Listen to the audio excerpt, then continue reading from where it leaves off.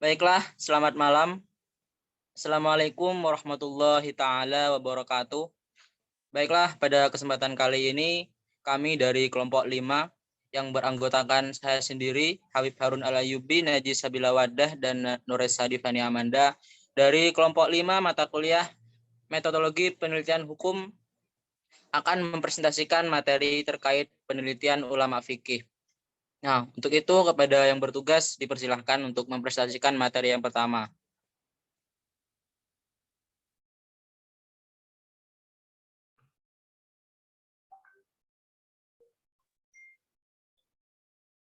Baik, terima kasih kepada Saudari Rizky telah memberikan waktu. Untuk materi yang pertama, kita akan membahas mengenai tokoh dan komunitas agama.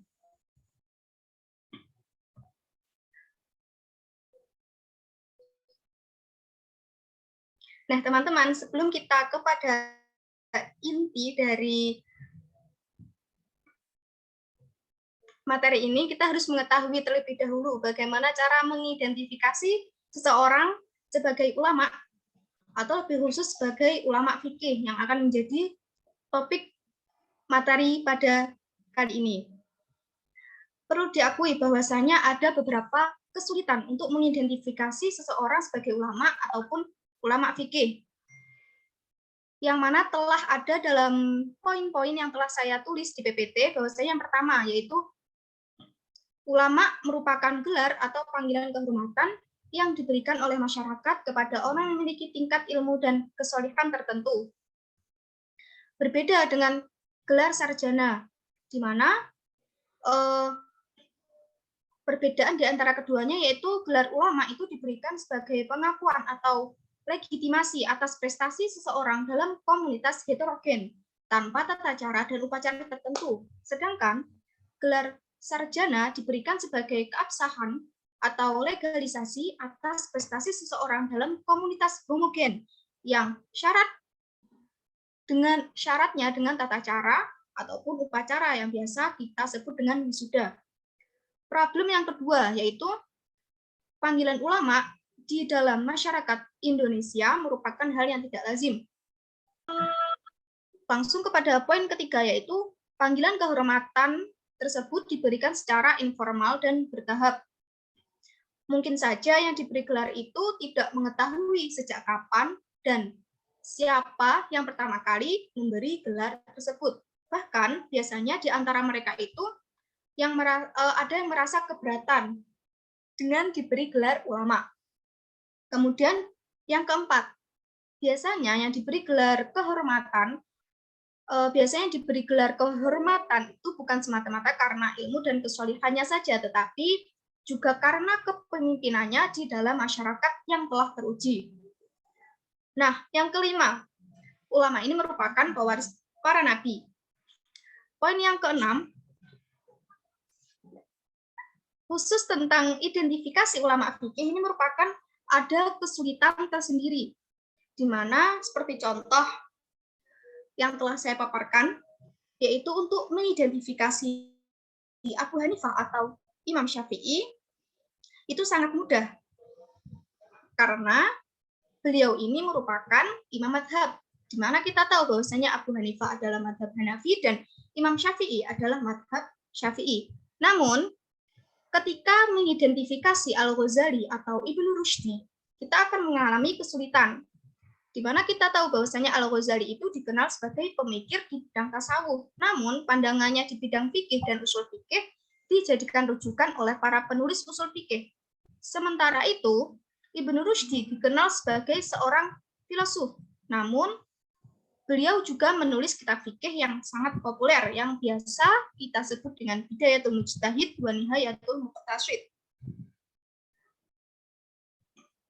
Kemudian ada poin-poin penting di mana terlepas dari beberapa kesulitan di atas, menurut Quraish Shihab, dengan merujuk kepada Quran surah Fatir ayat 28 dan Asy-Syu'ara ayat 197, yang dinamai ulama adalah orang-orang yang memiliki pengetahuan tentang ayat-ayat Allah yang bersifat kauniyah ataupun Qur'aniyah.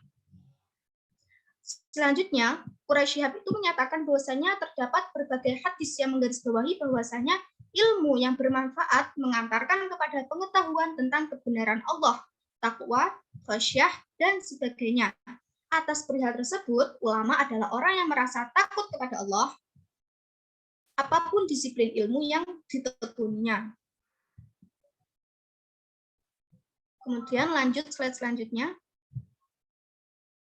Nah, teman-teman, sebelum sampai pada penggunaan paradigma penelitian, terlebih dahulu kita harus mengetahui dulu ciri-ciri umum yang melekat pada komunitas fuqaha.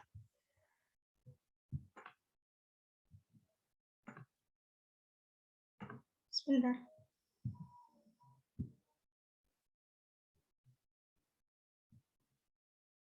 Yang pertama, fuqaha termasuk dalam kualifikasi sebagai ulama yang istislam dan khasyah sebagaimana dikemukakan oleh Quraisy Shihab, di mana keimanan, kepatuhan, dan kesalihan itu merupakan unsur dinamika internal di kalangan fuqaha ketika merumuskan dan menerapkan kitab Allah dan Rasul-Nya dalam entitas kehidupan manusia. Jadi apapun yang mereka lakukan itu senantiasa berpegang teguh kepada Quran dan Sunnah. Kemudian ciri yang kedua,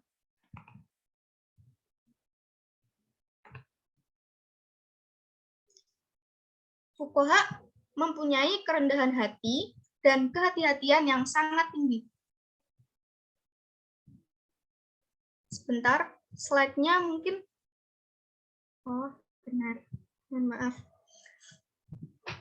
Kemudian ciri yang kedua, fuqaha mempunyai kerendahan hati atau yang biasa kita sebut dengan tawadhu dan kehati-hatian yang sangat tinggi. Nah, jadi mereka ini menerima pendapat dari sahabat yang dipandang benar sebagaimana tercermin dalam dalil ijma. Kemudian yang ketiga, ciri yang ketiga yaitu fuqaha memiliki keterampilan berpikir kreatif, di mana keterampilan menggunakan proses berpikir itu untuk menghasilkan gagasan baru dan konstruktif, baik berdasarkan konsep dan prinsip rasional maupun persepsi dan intuisi, terutama di kalangan imam mujtahid. Ciri yang keempat, di samping ciri yang kedua dan ketiga, fuqaha ini juga memiliki keterampilan berpikir yang kritis, yakni kemampuan menggunakan proses berpikir untuk menganalisis argumen dan memberi interpretasi berdasarkan persepsi yang sahih dan interpretasi logis. Misal, ini Asy-Syafi'i pernah mempelajari fikih Hanafi melalui muridnya Abu Hanifah. Kemudian ada lagi contoh Muhammad Al-Hasan yang mana beliau mengkritisi pandangan Abu Hanifah tentang istihsan, sebagaimana ditulis dalam kitab Ibtalul Ihtisan. Kemudian ciri yang kelima, fuqaha ini mengembangkan tradisi dialog melalui halaqah, terutama dengan para murid dan pengikut mereka. Kemudian ciri yang keenam, fuqaha memiliki tradisi pengembaraan intelektual dengan mobilitas spesial dalam kawasan yang sangat luas. Kenapa seperti itu? Karena beliau ini identik dengan haus ilmu, atau beliau ini haus ilmu dan dibarengi dengan pandangan yang kosmopolit. Kemudian ciri yang ketujuh, fuqaha memiliki kemampuan untuk memformulasikan pandangannya dalam bentuk tulisan. Nah, tradisi menulis di kalangan mereka telah menghasilkan ribuan kitab fikih, diantaranya berjilid-jilid, sehingga menjadi kekayaan intelektual yang tiada terbanding. Atas perihal tersebut, kitab fikih pun dapat dijadikan wilayah penelitian tersendiri. Selain itu, teman-teman, perlu kita garis bawahi bahwasanya selain pada ciri-ciri yang telah saya sebutkan tadi, ada pula ciri yang melekat pada beberapa fuqaha ketika dihadapkan kepada kekuasaan publik, yakni beliau-beliau ini selalu berpegang teguh kepada pendiriannya, walaupun menghadapi resiko dijebloskan ke dalam penjara, sebagaimana yang dihadapi atau yang dialami oleh beberapa fuqaha, di antaranya Abu Hanifah, Ahmad bin Hambal, Ibnu Hazm, dan Ibnu Taimiyah. Nah, ciri-ciri tersebut tidak seluruhnya melekat pada fuqaha dari semua strata, terutama ketika ijtihad mengalami kemandekan karena keterampilan berpikir kreatif dan berpikir kritis mengalami kemandulan. Itu dari saya. Selanjutnya akan dilanjutkan oleh Habib Harun. Kepadanya dipersilakan. Ya, selanjutnya yakni terkait dengan tokoh fuqaha.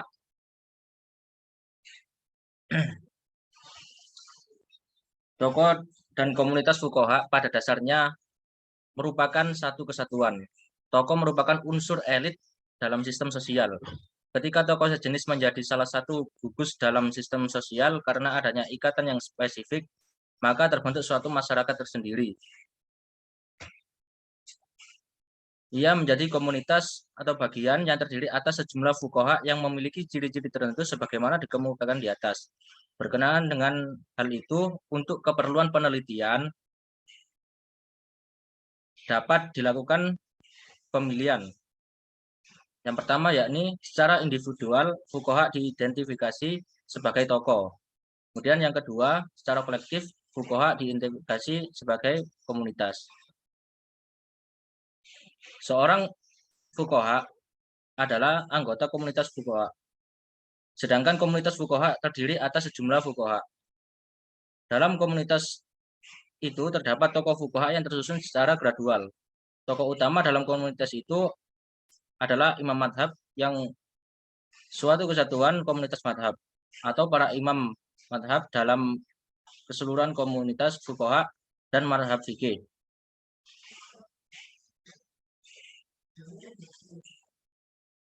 Fuqaha sebagai tokoh baik dalam sistem sosial maupun dalam komunitas fuqaha memiliki karakteristik individual. Hal itu merupakan suatu akumulasi dari berbagai pengalaman dalam perjalanan hidup yang bersangkutan.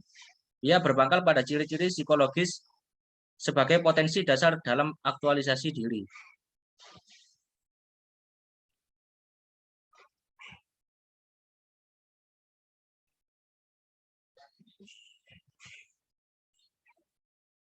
Selanjutnya, komunitas fuqaha. Sebagaimana telah dikemukakan bahwa kumpulan sejumlah fuqaha membentuk suatu komunitas fuqaha. Komunitas itu merupakan suatu kesatuan masyarakat yang terbentuk berdasarkan kesamaan sudut pandang yang digunakan terhadap ajaran Islam secara keseluruhan, yakni aspek penataan kehidupan manusia tentang hubungan antara manusia dengan Tuhan, manusia dengan sesama manusia, dan manusia dengan makhluk lainnya. Seluruh aspek penataan itu didasarkan kepada yang dikehendaki oleh Allah dan Rasul-Nya, yang dipahami dan dirumuskan kemudian diarahkan pada pencapaian kemaslahatan manusia sebagaimana tertuang dalam kitab-kitab fikih. Kemudian, pola hubungan antar anggota komunitas dilakukan melalui mata rantai intelektual berkenaan dengan transmisi dan pengembangan sudut pandang yang secara spesifik didasarkan pada mazhab fikih yang dianut. Berkenaan dengan hal itu, terbentuk suatu jaringan fuqaha secara keseluruhan dan jaringan fuqaha mazhab secara spesifik. Kemudian selanjutnya, fokus penelitian. Berdasarkan uraian yang sudah dijelaskan di atas, fokus penelitian ulama fikih terdiri atas tokoh fuqaha, kemudian komunitas fuqaha.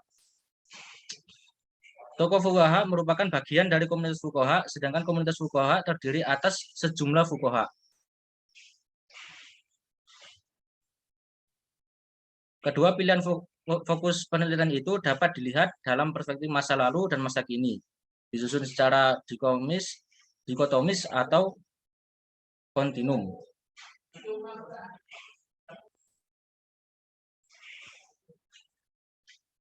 Kemudian dalam fokus penelitian model tokoh fuqaha terdapat 4 unsur yang mengitari tokoh tersebut, yaitu yang pertama, karakteristik individual. yakni karakter individual, kemudian yang kedua perjalanan intelektual, yang ketiga afiliasi komunitas, dan keempat wacana intelektual. Tokoh fuqaha ditempatkan sebagai sesuatu yang telah diketahui, sedangkan keempat unsur tersebut ditempatkan sebagai sesuatu yang belum diketahui. Karakteristik individual fuqaha berkenaan dengan potensi pribadi dan latar belakang keluarga dalam sistem sosial. Perjalanan atau pengembaraan intelektual berkenaan dengan pengenalan dan keterlibatan dalam wacana intelektual melalui proses transmisi dan sosialisasi fikih. Kemudian afiliasi komunitas berkenaan dengan keanggotaan dalam komunitas mazhab fikih yang dapat menunjukkan tentang sudut pandang dan metode ijtihad yang digunakan. Dan yang terakhir wacana intelektual itu berkenaan dengan aktualisasi dan artikulasi daya intelektual sebagaimana tampak dalam produk pemikiran yang dituangkan dalam wujud lisan atau tulisan. Akumulasi dari keempat unsur tersebut merupakan modal utama untuk memperoleh posisi dalam komunitas fuqaha dan dalam sistem sosial pada umumnya. Kemudian selanjutnya dalam fokus MKF atau model komunitas fuqaha terdapat 4 unsur yang mengitari komunitas tersebut, yaitu yang pertama basis komunitas, kemudian jaringan komunitas, tradisi intelektual, dan mata rantai intelektual. Komunitas fuqaha ditempatkan sebagai sesuatu yang telah diketahui, sedangkan keempat unsur tersebut ditempatkan sebagai sesuatu yang belum diketahui. Basis komunitas berkenaan dengan dasar pengikat komunitas fuqaha, dalam hal itu sudut pandang yang dijadikan rujukan bersama. Kemudian yang kedua jaringan komunitas berkenaan dengan pola komunitas di kalangan anggota komunitas yang menembus ruang dan waktu tertentu, sebagaimana tercermin dalam jaringan fuqaha. Kemudian tradisi intelektual berkenaan dengan transmisi dan sosialisasi fikih dalam komunitas itu, sedangkan mata rantai intelektual berkenaan dengan jaringan intelektual. Untuk materi selanjutnya akan dijelaskan oleh Pak Penatili selanjutnya. Baik, terima kasih atas waktunya. Akhirnya setelah menjelaskan pemaparan materi tadi, akhirnya dapat kita katakan bahwasanya penelitian ulama fikih itu merupakan sesuatu hal yang amat sangat fundamental ya, karena mereka telah memberikan sumbangsi yang nyata, sumbangsi yang real dalam membangun dan mengembangkan kebudayaan dan peradaban Islam dalam konteks kehidupan umat manusia.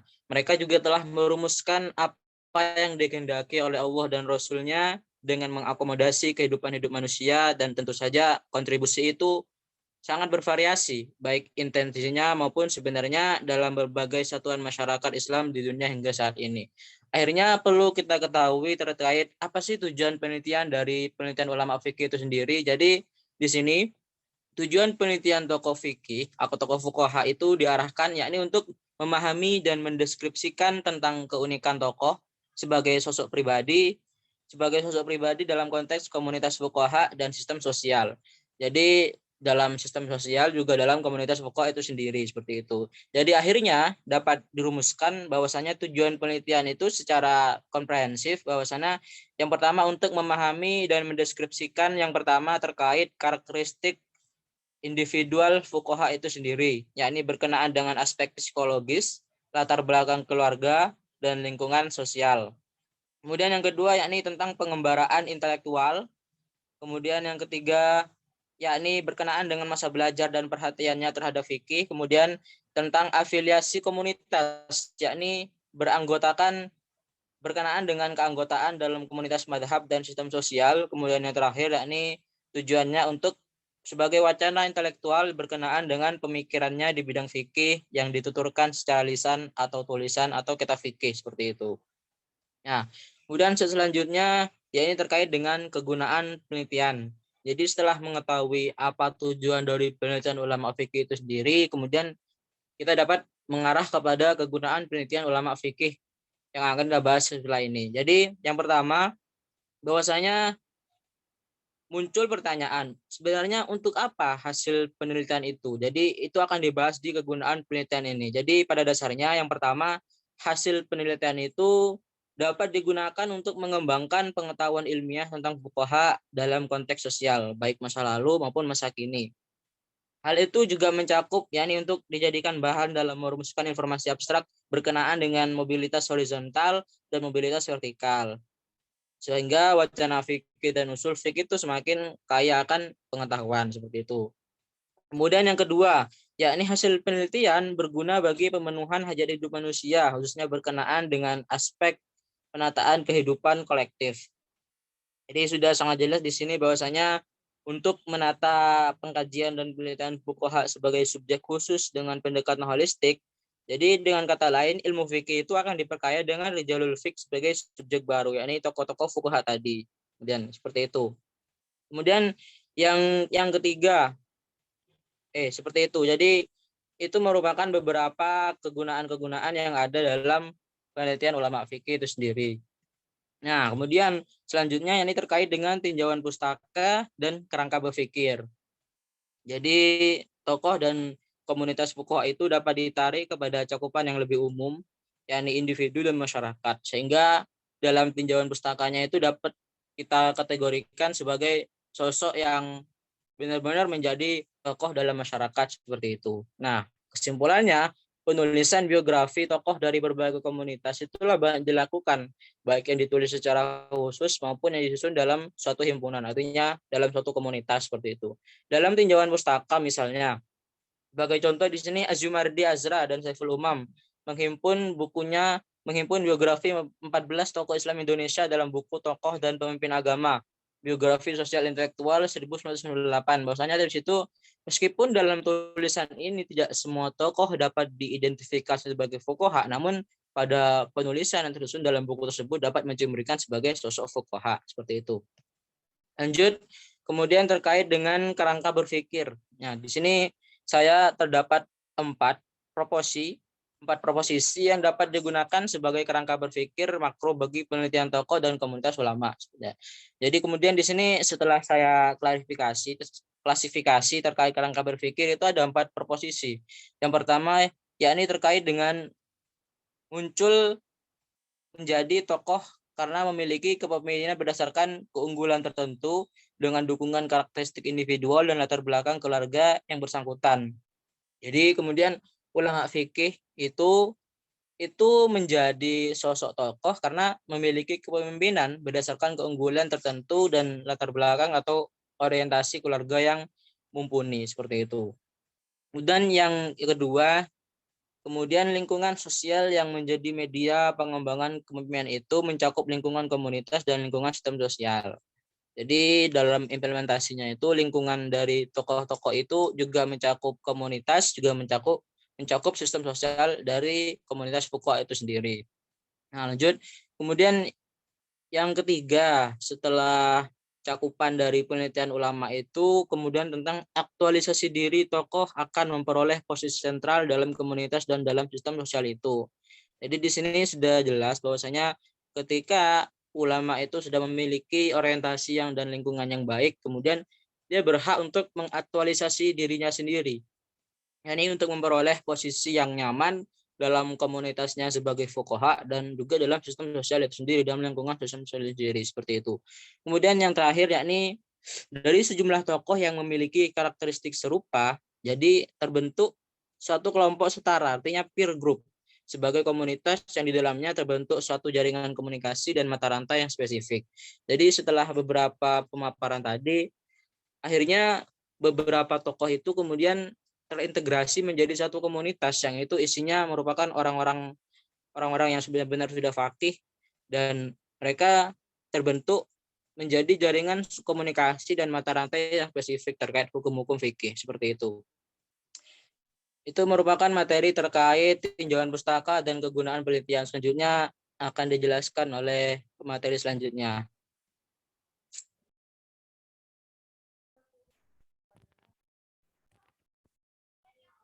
Ya, selanjutnya adalah penjelasan mengenai metode penelitian. Jadi dari penjelasan-penjelasan yang telah dijelaskan oleh rekan-rekan saya sebelumnya, di sini dapat kita ketahui bahwa fokus dari penelitian fuqaha itu adalah konteks. Nah, meskipun sebagian itu diketahui melalui tekstual. Nah, di sini kita dapat mengetahui beberapa karakteristik yang melekat di dalamnya.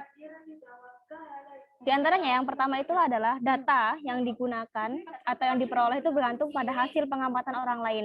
Karena pada umumnya peneliti itu berada di luar tokoh dan komunitas fuqaha. Kenapa demikian? Karena biasanya orang-orang yang melakukan penelitian fikih ini adalah di luar dari tokoh ataupun dari komunitas fikih tersebut. Nah, yang kemudian itu yang kedua adalah sumber data, meliputi sumber data primer dan sekunder. Yang primer itu didapat dari penelitian berhubungan dengan tokoh atau komunitas fuqaha tersebut. Jadi, dalam penelitian dalam sumber data primer tersebut, sang peneliti itu akan langsung mengambil atau langsung mewawancarai sumber tokoh atau komunitas tersebut. Sedangkan kalau misalnya sumber data sekunder itu tuh peneliti tidak langsung berhubungan dengan tokoh atau komunitas tersebut. Nah, tapi mengambilnya berdasarkan dari pengamatan orang lain. Selanjutnya.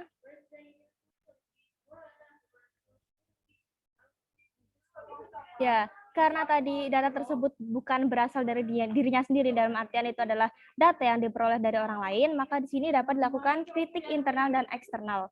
Nah, yang internal itu meliputi autentisitas sumber, motivasi, tingkat kecondongan, dan keterbatasan dalam pengamatan.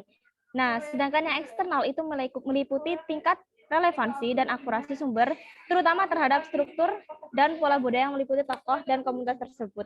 Jadi tadi kan yang internal itu meliputi otentisitas sumber. Nah, jadi apakah sumber tersebut otentik ataupun apakah tokoh yang diambil referensinya tersebut itu condong terhadap suatu tokoh tersebut, suatu tokoh atau tidak, karena itu akan mempengaruhi hasil dari penelitian yang dilakukan.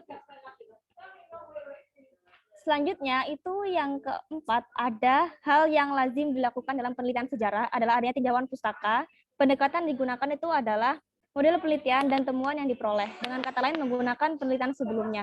Nah, tadi kan seperti sebagaimana sudah dijelaskan, kalau misalnya dalam penelitian ini, peneliti itu tidak langsung terjun, atau biasanya itu tuh tidak bertemu dengan tokoh yang diteliti. Makanya menggunakan penelitian sebelumnya, yang dalam artian kita bisa memberikan kritik-kritik dari penelitian tersebut. Selanjutnya.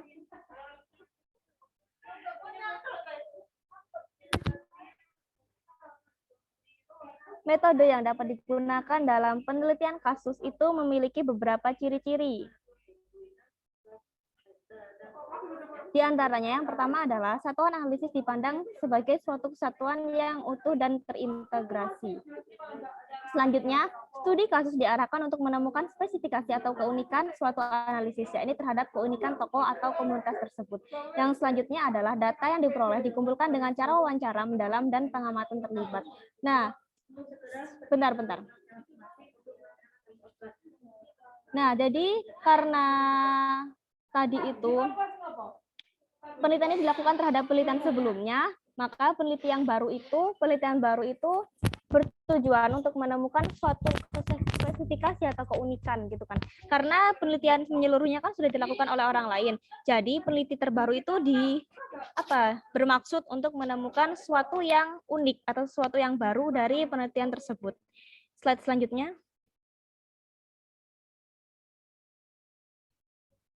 Nah, di sini ada kasus penelitian komunitas fuqaha. Itu dapat menggunakan metode survei. Nah, ciri-cirinya diantaranya adalah yang pertama digunakan dalam penelitian kuantitatif, yaitu menggunakan uji statistik, sekurang-kurangnya menggunakan statistik deskriptif. Nah, jadi dalam penelitian survei itu biasanya digunakan dalam penelitian kuantitatif. Selanjutnya, data yang dikumpulkan bersifat aspektual dan relatif besar. Maksudnya hanya terkait ciri tertentu yang dihubungkan dengan ciri lainnya, kemudian didefinisikan sebagai pengubah penelitian. Slide selanjutnya.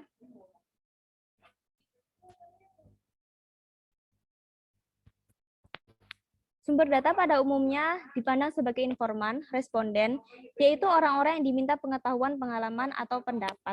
Nah, tadi kan karena sumber datanya itu kita tidak bisa langsung bertemu dengan tokoh atau komunitas tersebut, makanya itu diambil dari seseorang informan atau responden yang dimintai pengetahuan. Selanjutnya, penentuan sumber dapat dipilih melalui teknik sampling atau representasi populasi. Nah, karena kan biasanya kan dalam suatu komunitas itu tidak mungkin kan diambil semua orang, dimintai pendapat semua orangnya, maka diambil beberapa aja sebagai sampling yang dianggap sebagai representasi tersebut. Dalam artian, jika sebagian orang berpendapat demikian dapat disimpulkan, maka satu komunitas tersebut akan berpendapat yang sama, makanya diambil beberapa sampel aja. Pengumpulan data melalui pengajuan daftar pertanyaan dan kuesioner pada informan dan responden. Nah, jadi data itu diperoleh melalui pertanyaan-pertanyaan yang diajukan kepada informan tersebut. Slide selanjutnya. Sumber data. Ya, secara garis besar itu sumber datanya itu tuh dapat digali dari dua hal, yaitu bahan pustaka atau sumber lain berisi tentang tokoh dan komunitas Fukoha, kemudian dari informan atau responden yang dipandang memiliki pengetahuan. Jadi sumbernya itu dari dua hal, yakni dari bahan-bahan pustaka, bahan-bahan kepustakaan, dan yang selanjutnya itu adalah pendapat dari informan atau responden. Nah, di sini ada prosedur pemilihan sumber tersebut. Yang pertama itu adalah dilakukan secara acak atau random, dalam arti seluruh calon sumber memiliki peluang yang sama untuk menjadi sumber. Jadi misalnya ada 5 calon sumber. Nah, itu dipilih secara acak aja. Misalnya nomor 1 dan 2 yang dipilih atau nomor 3 dan 4 itu tidak ada ketentuan khusus. Jadi milihnya acak aja. Karena mereka berlima itu dianggap memiliki pengetahuan atau memiliki tingkat pengetahuan yang sama.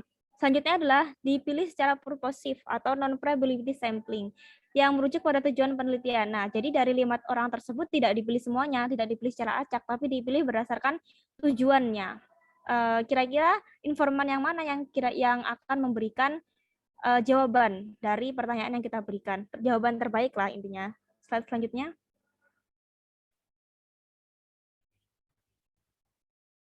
Pengumpulan data. Nah, di sini ada dua macam ya, pengumpulan data kepustakaan dan lapangan. Nah,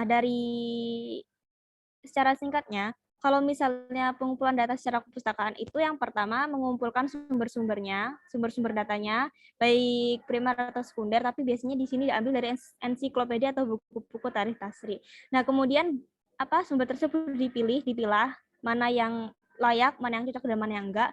Nah, kemudian peneliti itu harus membaca, menelaah dan membandingkan dengan sumber yang lainnya. Jadi sumber yang A dan B itu dibandingkan, mana kesamaannya, mana perbedaannya dan itu. Nah, kemudian sumber tersebut dicatat dalam suatu daftar gitu ya. Kemudian kalau misalnya sumber tersebut berbahasa asing, jadi tahap pertama harus diterjemahkan dahulu, baru dibaca dan ditelaah. Selanjutnya untuk pengumpulan data lapangan, slide selanjutnya.